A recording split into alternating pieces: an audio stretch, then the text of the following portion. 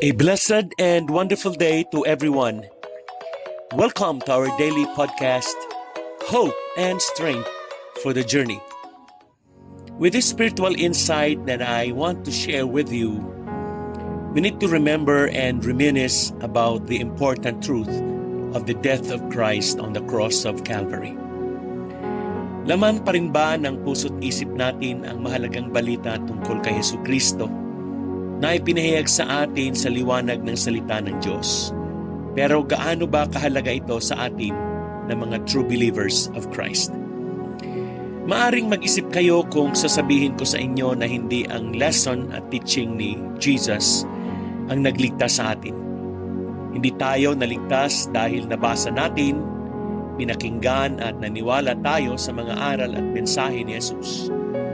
Bagamat mahalaga ang mga ito sa buhay natin, hindi rin tayo naligtas dahil hinangaan natin ang naging pamumuhay ni Jesus at sinisikap nating mamuhay ng katulad niya. Jesus' life gives us a good example to follow, and His teachings offer guidance and wisdom. But we need more than that. We need a Savior. Naligtas tayo dahil sa kamatayan at pagkabuhay na muli ni Jesus. Walang sinuman ang ganap na makagagawa nito kundi siya lamang. Why? Ang sabi ng salita ng Diyos, tayong lahat ay nagkamali, nagkasala at hindi nakasunod sa panuntunan ng Diyos. Wala sa atin ang naging ganap. We don't measure up to our own standards as humans, much less God's. Ako, ikaw, katulad din ng iba, tayong lahat na nabubuhay at kasalukuyang nabubuhay sa mundong ito ay nagkasala at hindi nakaabot sa kalwalhatian ng Diyos. Maliwanag ding sinasabi ng Biblia na ang Diyos is a God of justice. And justice demands punishment. Kapag tayo nakagawa ng mabigat na kasalanan, kailangan itong pagbayaran. If we break God's laws, we pay God's penalty. Ayon sa Biblia, the wages of sin is death. But the free gift of God is eternal life through Christ Jesus our Lord. This is what Romans chapter 6 verse 23 says. Kung uunawain natin sa madaling salita, dapat may magbayad sa lahat ng ating mga nagawang kasalanan sa buhay. At dahil nga dito, sinabi ng Diyos, I'll do it for you. God stepped up to the scene. Si Jesus Christ, Diyos na nagkatawang tao, ay pumarito alang-alang sa atin. He said, in effect, I will pay for your sins. Binayaran ni Jesus ang lahat ng ating pagkakautang. Tinubos tayo ni Jesus sa ating mga kasalanan. Ang kamatayan at pagkabuhay na muli ni Jesus ang nagbukas ng pintuan para sa ating kaligtasan. When Jesus died on the cross, all of our sin was paid for.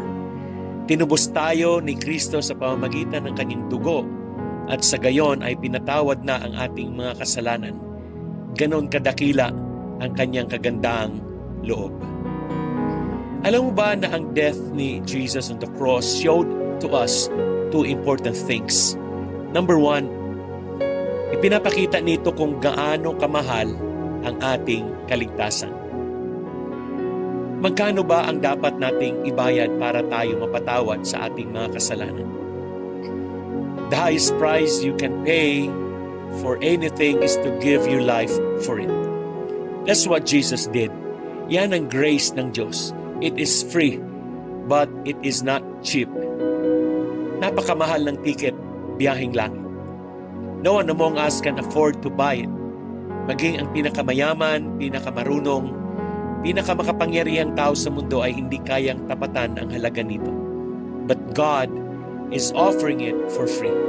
Hindi ba't magandang balita ito? Amen.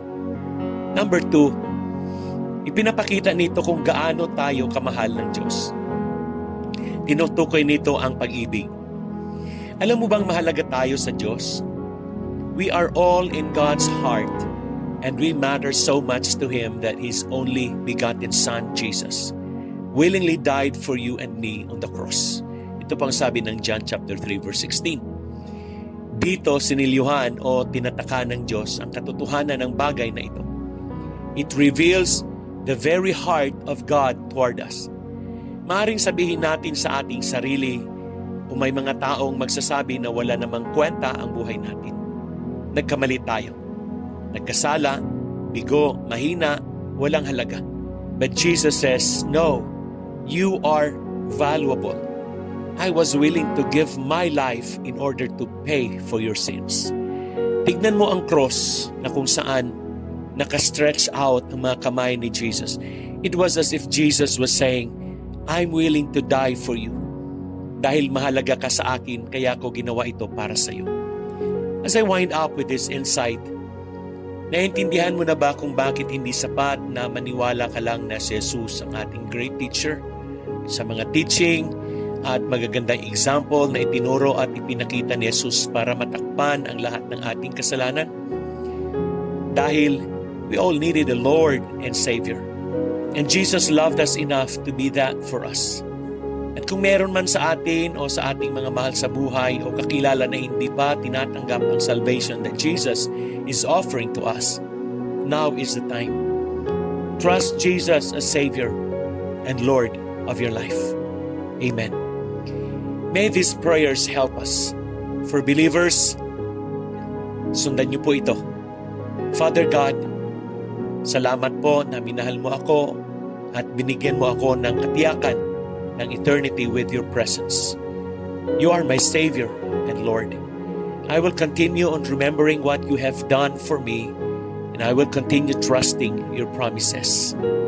Thank you for sending Jesus to pay for my sins by dying in my place, and now my life is committed to follow you. Amen. For unbelievers, but you want to receive Jesus, pwede niyo po sundan ang panalangin ito. May this be your prayer. Jesus, today, I want to accept you as my Lord and Savior. Patawarin mo ako sa lahat ng aking kasalanan. Salamat po na ako'y iyong pinatatawad at pinalalaya at binibigyan mo ako ng bagong simulain sa buhay. Most of all, thank you for loving me so much. Jesus, I want you to be my Lord, the manager of my life from this day forward. Amen. Again, good day and have a great day ahead of you. God bless you and your family. See you again tomorrow.